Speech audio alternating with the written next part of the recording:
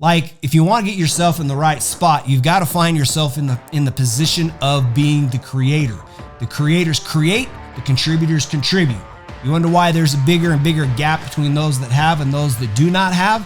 The big difference you're seeing showing up: creators create, contributors contribute.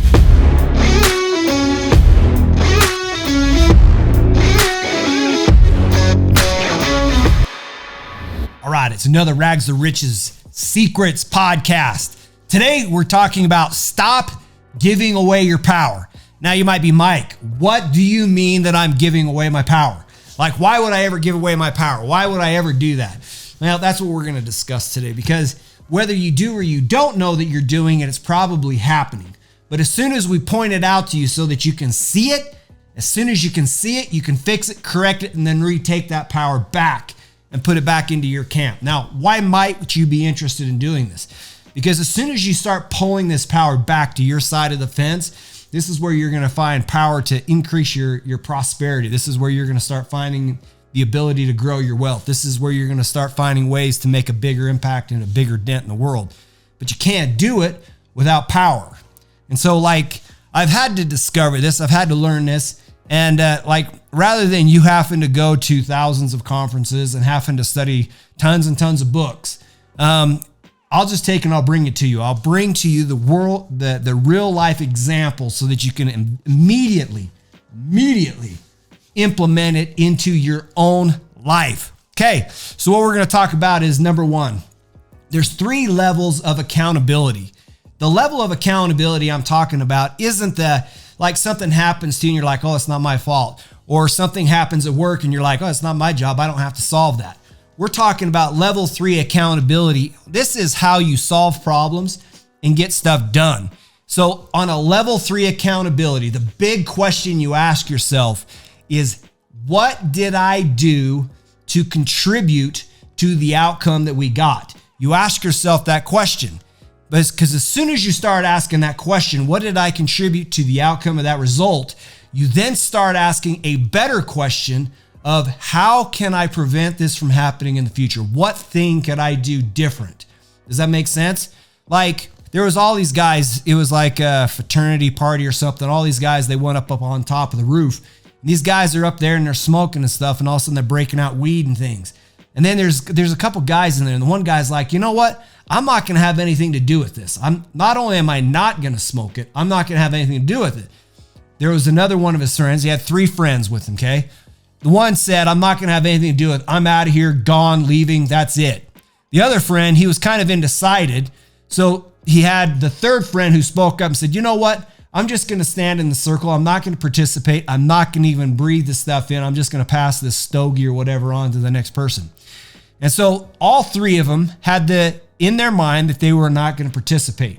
The one left. And as a result of him leaving, the one that was indecisive actually left with him. And the other one actually stayed.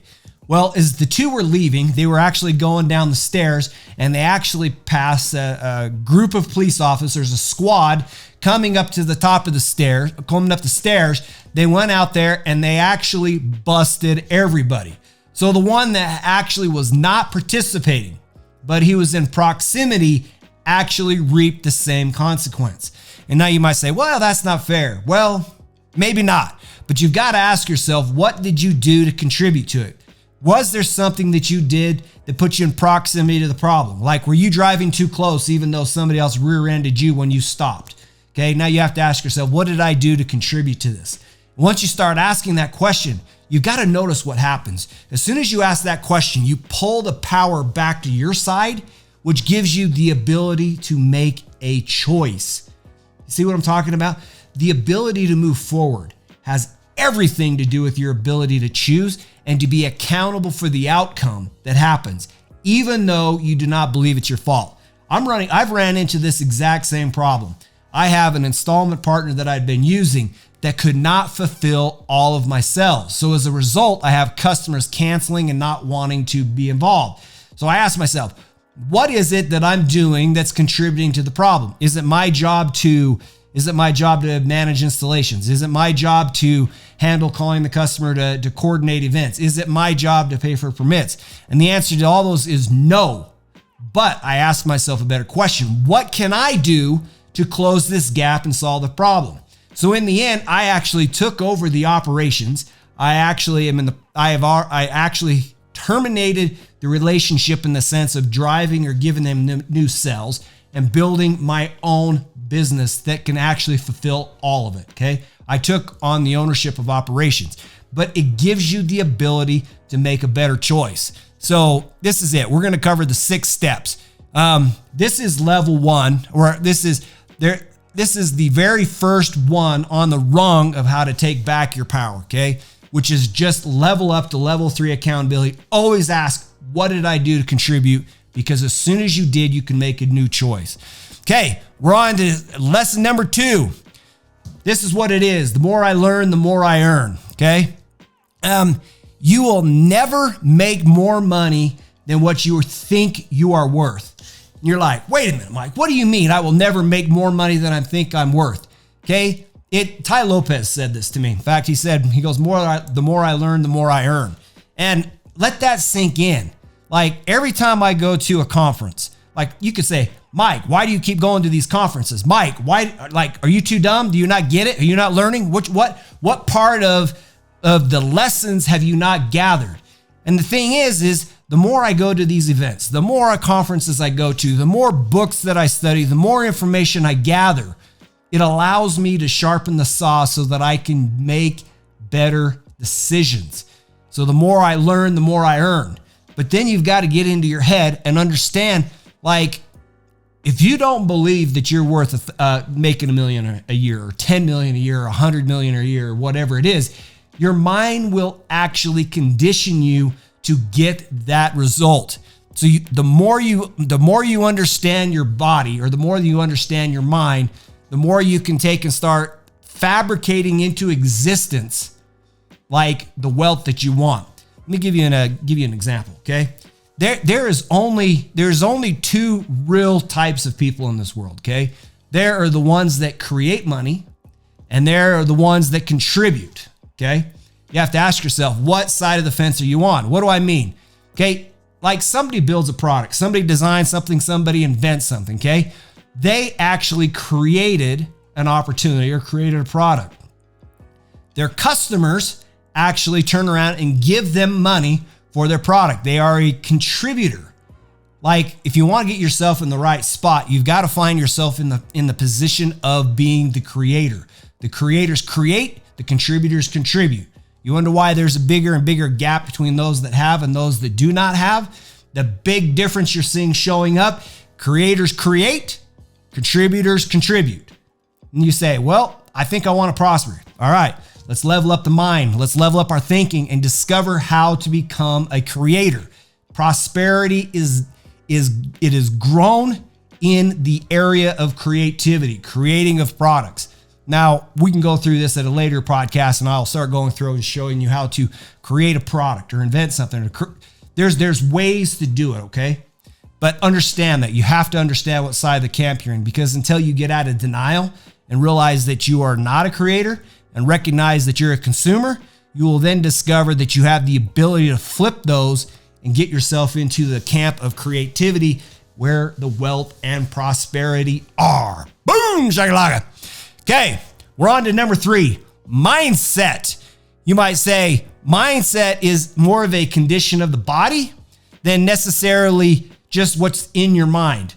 Like, let me give you an example. You've got your mindset has to do with your belief systems. Like, think about it. If you find yourself in a position where you're kind of hunched over, right? And like, if I'm kind of hunched over and my shoulders are forward, what kind of happiness or a happy state do you think I'm in? Not a good one, right? Now, if I've got my shoulders back and I'm breathing deeply, what kind of state am I in? See what I'm talking about? They went and did studies. Like, these people come in, it's like, God, I'm always depressed. Like I always just feel so bad. And so what they did is they did exercises where they made them stand in like a Superman pose, breathing in deeply, not shallow breaths. Think about it. Put yourself in that state. Put your hands on your hips. Put your hand, like pop your elbows out a little bit like Superman. Take big, deep breaths. See what I'm saying? Take like 7 of those big, deep breaths. and in your mind think, I can do this. Yeah, I can do this, right? What you're doing is you're putting your body into a very powerful state. And they discovered that when they did this with people that were perpetually like very sad, had all these different, now I'm not downplaying it. I'm just saying that this was the study. This is the test that they did, having people put themselves in a positive, strong state with their breathing, holding their physique in a good state like that, that it actually had a bigger impact than any medications improving like their depression. Okay. So mindset, just know that it has everything to do with how you control and to manage your body. You've got to find ways to condition your body to be in a strong, powerful state. Like if all else fails, put your hands on your hip like Superman, breathe in deep and say some positive things. Do it for a few minutes. Okay. Start off with gratitude. When you're in a state of gratitude, it's hard to be in a state of not feeling grateful. Okay. Put yourself into a state of gratitude. So that's 3. Take control back. Take control back. Do not allow somebody else to bring you down by allowing them to control your state, your body. You control it. You take charge. And if something is not optimistic in your life, take charge, put your hands on your hips, breathe in deep. Okay. Control your mind. Control your mind through your body, through your physique. Okay. Number 4. This has everything to do with what I've already shared. Okay. What you focus on grows. Think about it. If you were to take and to go plant corn in a field, what are you likely to reap in that field? Corn, right? Think of any plant or product that you could actually go plant in that field. What do you think you're going to grow if you were to put, say, wheat in that field? Or what were you going to grow if you put Brussels sprouts or alfalfa? You're going to grow what you plant. Your mind is exactly the same way. So if you're walking around sowing seeds of disappointment, what do you think is going to occur in your life? What do you think, right? What do you think is going to actually happen? If you take and you spend, like that's the mistake we made or we make. We are good at farming in the sense that we know that if we want corn, we plant corn. But whatever you focus on grows. Whatever you plant in your mind will expand.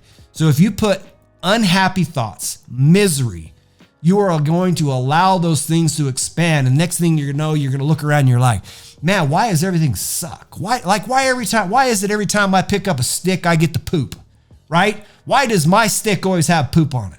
Or you could say, man, like I'm going to kill it today. I'm going to look for some opportunities. There's opportunities everywhere. I can make some money. I can figure out how to move forward. I can figure out how to get some momentum. I can figure out how to light things up. And as soon as you get into that state, then you start discovering it. The example that you can see is clear as day. You go out and buy a particular car. Never noticed it before. Like I went and bought a Suburban, right? Like, is there a lot of Suburbans on the road? As soon as you own one, there are. You can look around, they're like, there's a Suburban right there. There's a Suburban right here. There's Suburbans everywhere. Then I went and bought a Ford Expedition Max. Well, snap, there's Ford Expedition Max everywhere, okay? As soon as you acquire a thing, your antenna becomes then highly tuned.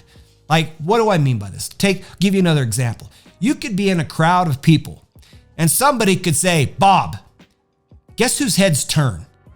Is it all the guys with the name Mike or is it the guys with the name Bob, right? Like there's a lot of noise. There's a lot of chatter. But when somebody calls out your name in a crowd, you can become highly tuned to that because your little spidey senses, your little antenna is designed to detect that. Now you say, how do I create or design my antenna to detect opportunities for me to get ahead and prosper? And as soon as you ask that question, and as soon as you start planting inside your mind things of a positive nature, things that you want to grow, then you will start seeing them. So you say, Mike, why do you go to all those conferences? Well, how do you think I cultivate the field? How do you think I cultivate the mind? How do you think I take and I sharpen the saw? How do you think I gather information? Why do you think I read books? Like I want to become highly tuned to identifying opportunities because those opportunities is what's going to lace my pockets. Take and put it into play. Okay. What you focus on grows. Number 5, people gravitate towards leaders. Okay. Now you might say, wait a minute. What do you mean? Like if I gave you one of the biggest secrets. I tell this to folks all the time. What is the number one secret I could give you to help you get ahead? Okay. What it is proximity to power. You go find somebody that is doing what you're doing or where you want to go. Like, you will get to some place 10 times faster because they will show you the golden nuggets, the things that you needed to discover that would allow you to get there. I have a friend of mine, okay? He worked for my other friend. My other friend was an influencer. He'd been grinding away at this 20 years. He's a multimillionaire. Life is really, really good. Okay. This other guy went, and he's like 22 years old, went and connected with this influencer. Well, he was with this influencer in about a 2-year window. He learned how to market. He learned how to create funnels. He learned how to work on social media. He learned how to create content. He learned how to run events. He learned. And he compressed into 2 years what it would have taken him a decade or more to learn. And as soon as he did that, like, in the end, this kid got fired from this influencer, right? He went out there and built a business from $0 to $25 million in less than 2 years. That's what I'm talking about, proximity to power. Get yourself in proximity to an influencer. Suck it down, choke down that pride, get in proximity, and they will show you how to do it. But here's what happens. When you become a leader and you get involved and get associated with leaders, people will come to you. Opportunities will come to you. Blessings will come to you. Okay. People are gravitate towards power. When I was at this conference just the other day, Tommy, I think her last name is Loren. Okay. She's a Fox News anchor. Got a chance to talk to her. And the thing that she actually said is she goes, people gravitate towards leaders. Like, if you haven't noticed, she's a pretty strong personality. She is a strong leader, and people gravitate towards leaders. Okay. So there you go. So we're on to number 6. This is the life gauges. Okay. This is like 5 ways that you can sit down, pause, take a second, and measure your performance, measure what's working right. And I'll give you these 5 gauges. And as soon as you see it, just implement it. And all of a sudden you're going to discover what is changing. Okay. The very first gauge comes to mindset. Ask yourself, what are my beliefs? What are my beliefs about me? What are my beliefs about the world? Do I have a belief that I can prosper? Do I have a belief that I can do things? Do I have a belief like I am personally enough? Like, ask yourself. And if you discover that you don't believe in you, you're like, boom, I've identified the problem. My first gauge is I don't believe in myself. So now let me work on believing in myself. Let me figure out how to go back and use some of the other tools. Let me get in proximity to power. Let me figure out how to be accountable for the outcome. Let me figure out how to plant things inside my head that I want to germinate and grow. Like, I want the good life. Let me plant things in my head that are the good life. Let me figure out how to live epically. Let me figure out how to do these things, okay? Start planting the right things in it. So you got your mindset right. You start holding your body properly. You start breathing properly. You start making it so that you can think clearly. You start going to bed on time. Get yourself 8 hours of sleep. And all of a sudden, you're going to have clarity. And as soon as you think and you can think clearly, you can start making better decisions, okay? So very first one of these 5 of these gauges is mindset. So if you're like, hey, my mind's right, I've got all these things right. Okay, let's go on to the second gauge. Second gauge says, what's the map? Do you have a map from A to B? Like, how are you going to get from like rags, if that's where you're at, to riches? What's your map? What's your plan? What's your roadmap? Ask yourself. Like, you asked me, Mike, what is it that you're doing that takes you from rags to riches? Okay, boom, I'll tell you exactly. Okay, solar company. Solar company, I'm franchising it out. Why? Because I am in the business of developing leaders. I am in the business of training, growing, and helping leaders grow and prosper, okay? That's my first one.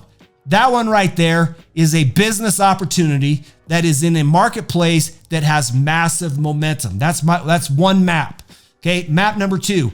I already know that these guys that work with me want passive income. Everybody wants multiple streams of income to protect themselves. That's why I'm offering the Amazon stores, the Walmart stores, the eBay stores. That's why I'm offering like Facebook stores, multiple stores. I am giving my customers multiple ways, multiple outlets to be able to generate wealth. And as a result of doing that, I helped them succeed at a higher level than they could have. It would have taken them decades to figure out what we can do in days. And we are doing it as a done-for-you service. There's my 2 maps. That's how I'm taking and getting from rags to riches, okay? That's the map. Now you have to ask yourself, what's your map? What is your plan? What is your strategy? What is the thing that you're doing? Notice in both of these things, I am in the state of a creator. Creator because I'm creating opportunities to allow somebody else to have an opportunity. What do I like about solar or doing the franchise model? Because it allows my client, the person that I'm working on building, designing, and helping grow, to become a creator because he actually has or she has a product to sell, okay? Selling a product is what allows you to become a creator, okay? When I do the Amazon stores, it is giving my customer the ability to own a store where they actually sell products that they don't have to figure out, they don't have to source, that allows them to be a creator so somebody else buys from them. So you got to have your map. Okay, so if you've got those 2 pieces done, you're like, cool, mindset's correct. Boom, I got the map. I know how I'm going to get from A to B. Then you got to go to step number 3, motion. Motion, what are you doing with your habits? What actions are you taking? What is your daily ritual? What is it that you're doing? If you go and dissect your time, you'll probably discover much of what you do is actually inefficient. There are big levers in your life that if you were to push those levers, it would move you forward towards prosperity. But if you're spending all your time standing at the photocopy machine loading it full of paper, you're probably in trouble. If you sit at your desk and you swirl, thinking you're being productive, but you know nothing actually is being achievable, you're not moving the needle, then you're probably not being productive. If you are, just think about it. If you sit there on your phone and you play around with it and dink off with it all day, thinking that watching TikTok or watching shows or all these different things are going to actually cause you to move forward, like you may be confused at what actually moves the needle, okay? Big levers, big nuggets. What are the big things that are going to happen? And you got to ask yourself, what motions am I taking daily that actually move the rock forward? What is it that will cause life to become good for me? And if you're not working on those things consistently, then you are discovering that you are mistaken about your motion, okay? Okay, gauge number 4 on your life gauges. Gauge number 4 is measurement. What measured grows. So you've got to measure the output. You've got to figure out what are your key KPIs, key performance indicators. What are the things that you've got to measure?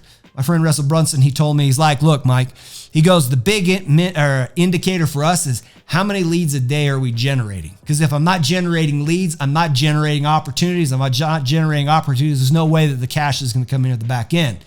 So he went forward from, if I need the income, what are the leads that I'm generating? And my friend, I think it was my friend Brad Lee, he said, he's like, man, he goes, the more handshakes you make, the more you make. The more connected you become, the more money you make. You've got to figure out how to become connected. You've got to figure out how to bump into some people. Whatever it is, you've got to identify measurements. Measure what is it that will happen so that it can grow. And as soon as you can identify that, boom, okay, now you're moving in the right direction. So then it comes down to gauge number 5. If you don't have enough, okay, if you don't have enough money on gauge number 5, you need to go back to steps 1, 2, 3, and 4. You need to go, hey, I don't have enough money. Just be real with yourself. Then you got to go back and say, what's my mindset? What is my belief systems? Do I have a $10 million belief? Do I have a $100 million belief? What is my belief?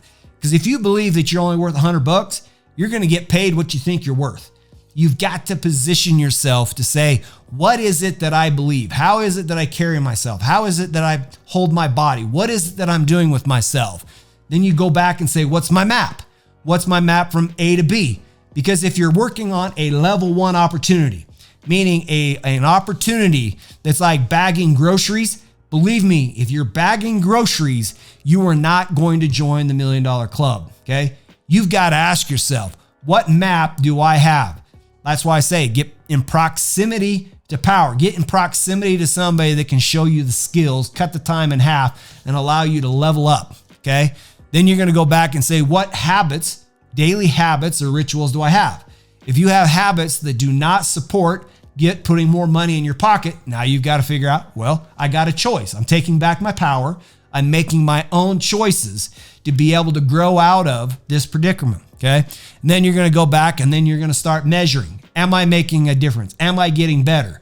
And then you go back and say, what's a new choice? What new choice could I make? What's not working? What is working? What's a new choice?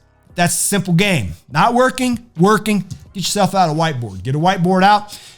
Draw a line down the center. Say, what's not working?